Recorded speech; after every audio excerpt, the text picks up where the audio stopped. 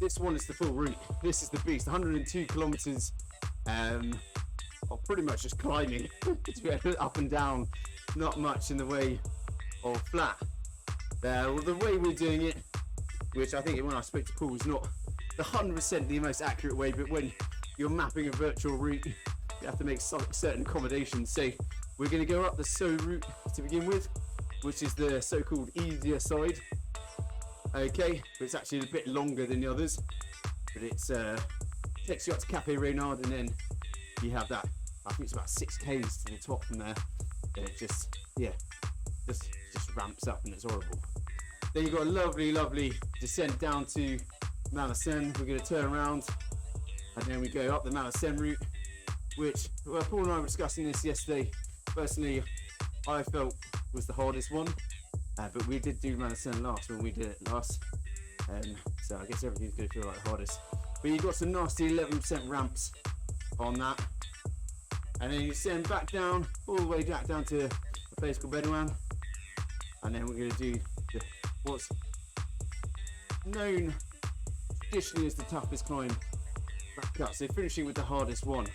And then you see the thing about Bedouin is that it starts off relatively easy. I think you've got about 4 k's or so, 4, 5, 6 k's or so of actually kind of quite steady gradients, and then it cranks right up. Anyway, I'm not the expert there. We're going to be talking to the experts very shortly, but that's just a quick run through of what Les Cingles is about. So there you are. You're now famous, guys. How you doing? You okay? Let me just Good. Feeling a bit bad just sitting here drinking tea while you're working away. Well, you've probably done this twice today, haven't you? Going up Cotswolds or something? It's for the first frosty day when we can't get out on the bikes here. Yeah, I was chatting to... Outside. Sorry, Kate. No, on the ground outside. I don't feel too sorry for you guys, because I was chatting to Paul what you guys have been up to recently, and you don't have a tough life, so I'm not going to feel too bad for you that you had a little bit of frost. Paul was saying that you guys were doing, you couldn't go skiing because there wasn't enough snow because it was too nice, so you were forced to do the Rapper 500 or something like that. Yep, that's right. Awful. How did you possibly cope with that? Yeah, so guys, this is Paul and Kate from Serre, Ormes. And one of the things I just wanted to do whilst we're having a little chat is just show you what you're dealing with when you're talking about Serre, Ormes. So this is it. That's their house. If you can see it on my. Let me just pin myself again. Those guys in Zoom. So this is what we're on about. That's one of the lakes where you go swimming. Probably a bit too much lake viewing for cyclists. But yeah, guys, you just want to tell us a little bit about you and Serre, Ormes. We've been here for 7 years now, and we absolutely love cycling and wanted to show people this amazing area, which is, apart from Ventoux, the area around us is really unknown because most people head south of Ventoux. So the col you're doing tonight, Col Saint-Jean, and then there's heaps of other cols around us. Little cols, tiny roads. The road you're going up, you rarely even see a car going on it. So it's just a really unspoiled area, which makes it perfect for cycling. Yeah, I think that's the thing about your neck of the woods, isn't it? Like everyone, the big selling point is wrong too, but you've got some insane cols and climbs around you, don't you? And it's not just the cols; it's got pretty much any possible scenery you can imagine. Exactly, yeah, and it's nice and varied. Ventoux on one side, and then on the other side we've got the Alps, which is a completely different scenery altogether. So you can decide which way to go, or a bit further south, and it's more olive groves and a bit more rolling hills. So there's a nice you can go 3 ways and have completely different landscapes. Yeah. Well, we are just looking at some images now of Ventoux. Those riders in the front look like they're wearing React kit, but they actually weren't. But it's a very good shot. So I was hoping you guys would just tell us a little bit more about Ventoux and your experience of it and how different the 3 climbs are. They are they're completely different. So is the easiest one because it's the least amount of climbing. You start higher than the other two climbs. And actually it's brilliant for a first time at Ventoux if it is the first time you're going up, because the first 20k, almost you're surprised you've done it and you've only got 6k to go. And then the last 6k, it does ramp up and it gets a lot harder. I really, really like it because it's actually quite fun. There's some really fast rolling bits on that first 20k. It is the toughest one to do first because actually it's quite nice to have it as the last one when your legs are really tired. It's great because it's one of the ones when quite a few guests come here and have read about Ventoux and just put off about it, because we get quite a mix of guests here and some of them just got no intention of climbing Ventoux, and at the end of the week we're saying, well, we reckon you can do it because it's 20k of 3-4%, and then you get to your 6k from the top when you hit Chalet Reynard, which is a shared finish with Bedouin, and from there you can see the top, and you've already done a good chunk of the climbing.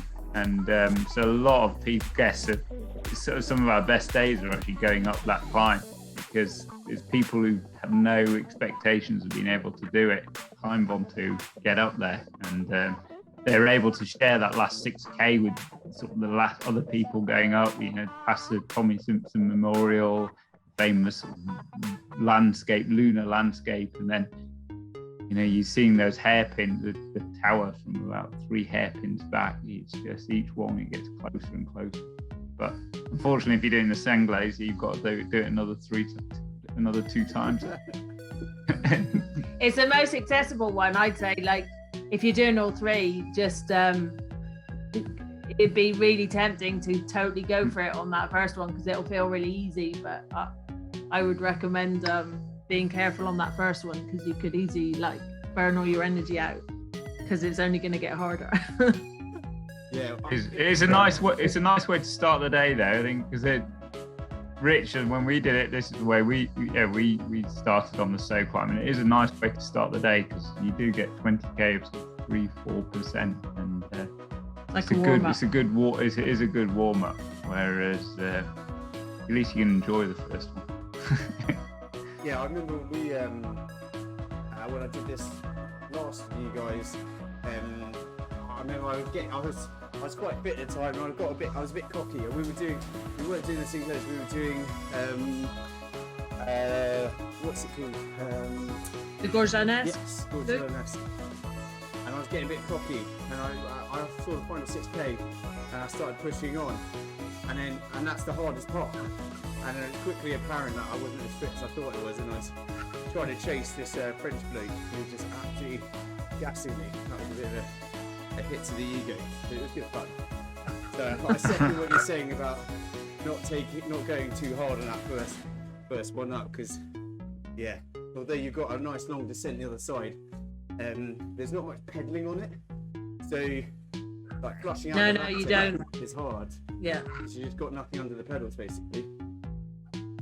And when you turn around to come back up to do the next climb, your legs are completely dead because you've just spent.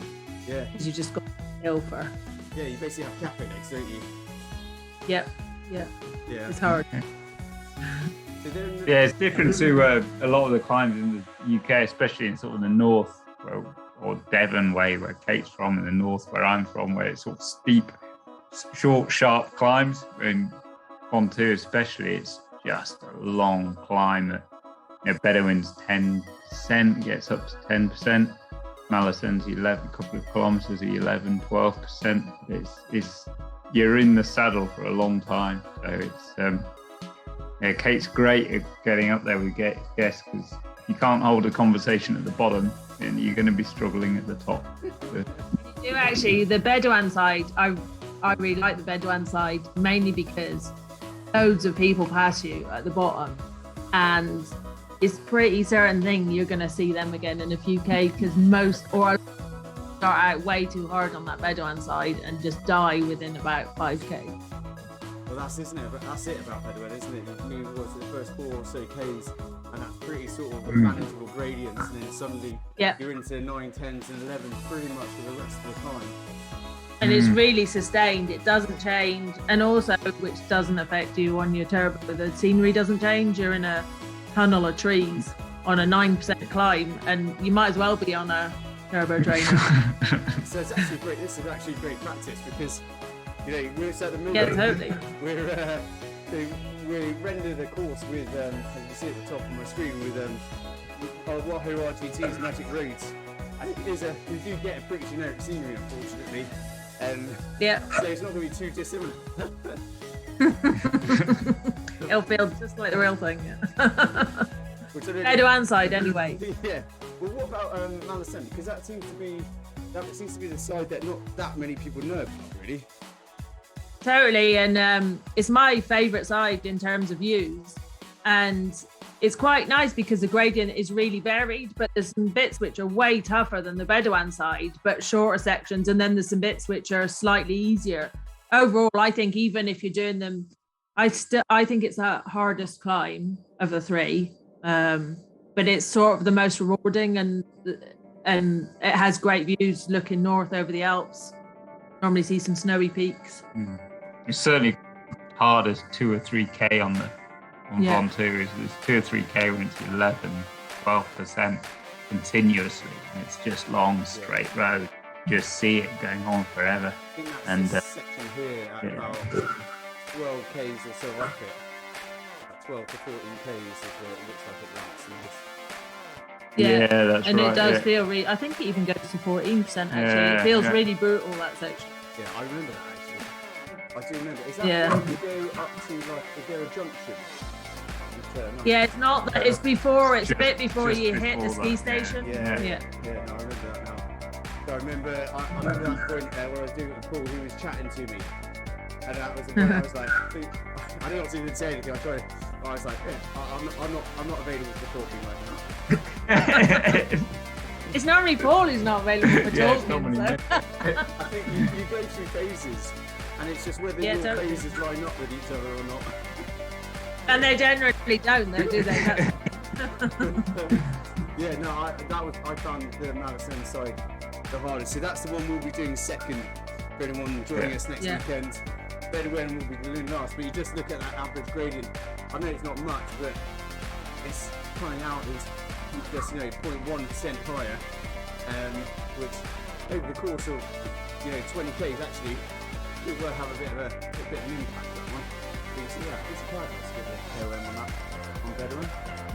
It's interesting. But yeah, I did the last time I did the Cingles was with a 13-year-old kid, and because his dad was supposed to do it with him, but he broke his collarbone, so couldn't. And going up the Bedouin side, him and I talked non-stop the whole way up. And but then the Malacen side, we got a bit quieter, and by the time we were doing so, I don't think we said a word. The gate is pretty unusual. I think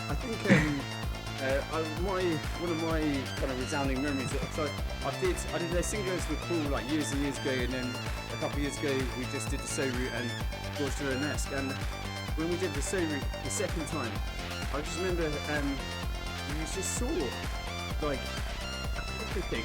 There was e-bikes, there was like elliptical trainer guys, there was hand cycles. Yeah, totally. It seemed to have gone nuts in terms of accessibility and popularity.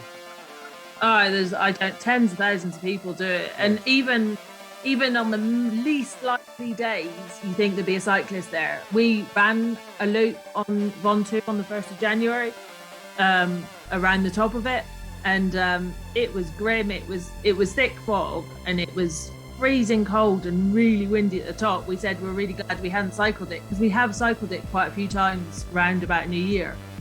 But there was cyclists going up it. It doesn't any day of the year, no matter how grim it is. There's still cyclists on it. Apart from when there's physically so much snow, they can't.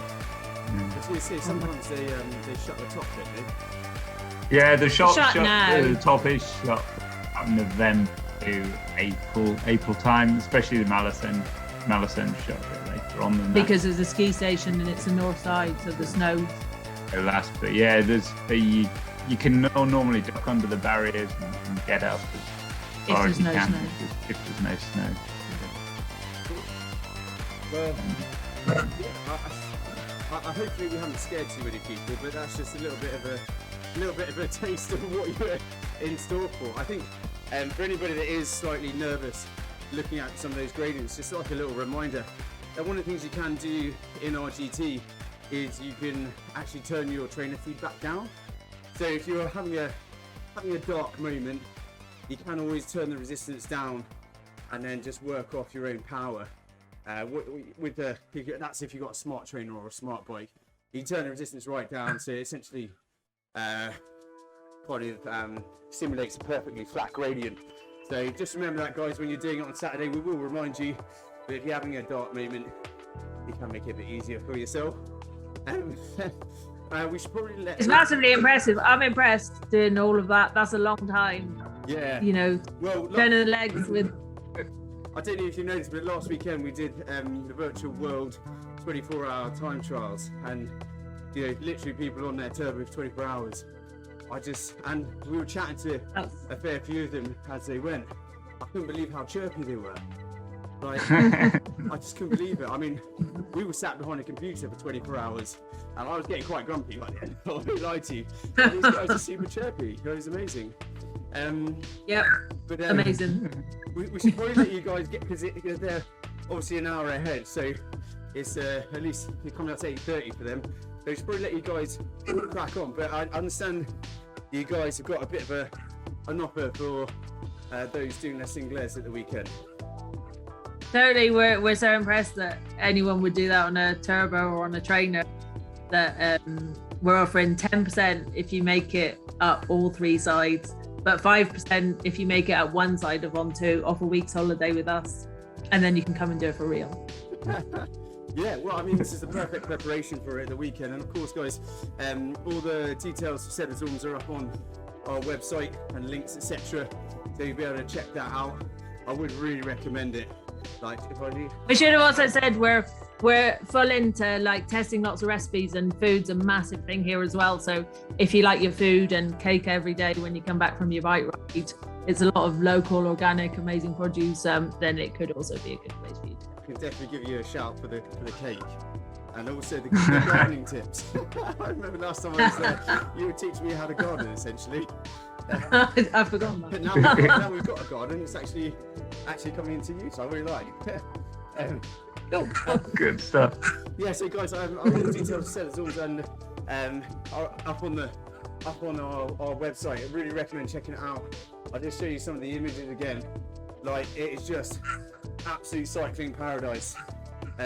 So I really recommend checking it out, guys. But we'll let you go have some dinner now, shall we? Cheers. Good luck, guys. Good luck, everyone. Thanks very much, guys. Appreciate your time. Cheers. Cheers.